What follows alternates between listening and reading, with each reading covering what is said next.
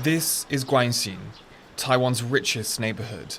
Most of its residents work in nearby Hsinchu Science Park, otherwise known as Taiwan's Silicon Valley. Hsinchu is home to Taiwan's largest semiconductor companies, which have become the driving force of Taiwan's economy. The high-tech exports spared the country from pandemic-induced recession, and robust global chip demand has helped average annual total income soar to more than 3 times the national average for the residents of Guanxin. This is where the spoils of Taiwan's headline growth and record export orders are being enjoyed. Average annual total incomes here are over $100,000. But this is a reality far removed from most Taiwanese. And that's the thing. On the surface, Taiwan's economy looks like it's doing okay. But for many people across the country, it just doesn't feel like it. Back in Taipei, 23-year-old master's student Wang Yu says she and her friends are disheartened by the state of the economy.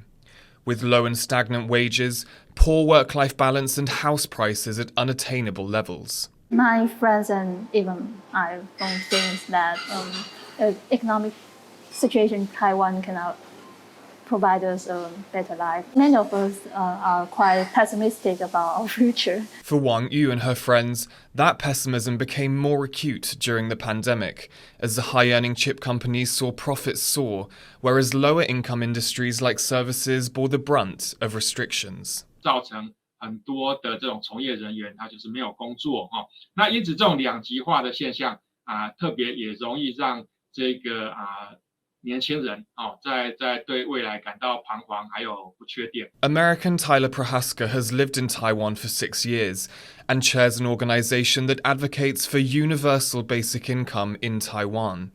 It's his job to speak to young Taiwanese about their economic lives.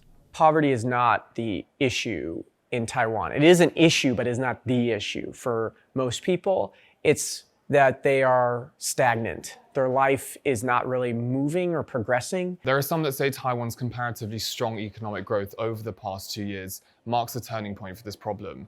Do you think that growth is trickling down to everyday Taiwanese people? I mean, it's just not. I mean, if you look at median wages, they're still stagnant. A lot of these folks are doing really well, but it's just not trickling down to average people because most people are just in a job that the wage hasn't really moved in 20 years. And we've all kind of accepted that. Both Wang Yu and Tyler say successive Taiwanese governments have not addressed this feeling of economic malaise.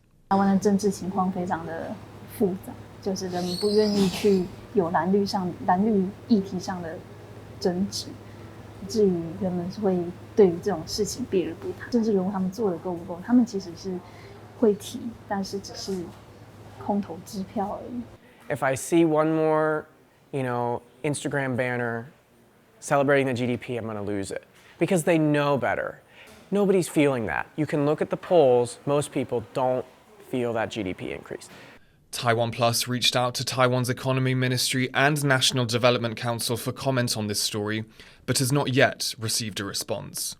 For now, young people like Wang Yu feel stuck, unable to get ahead despite what the headlines say. Kris and James Chater for TaiwanPlus.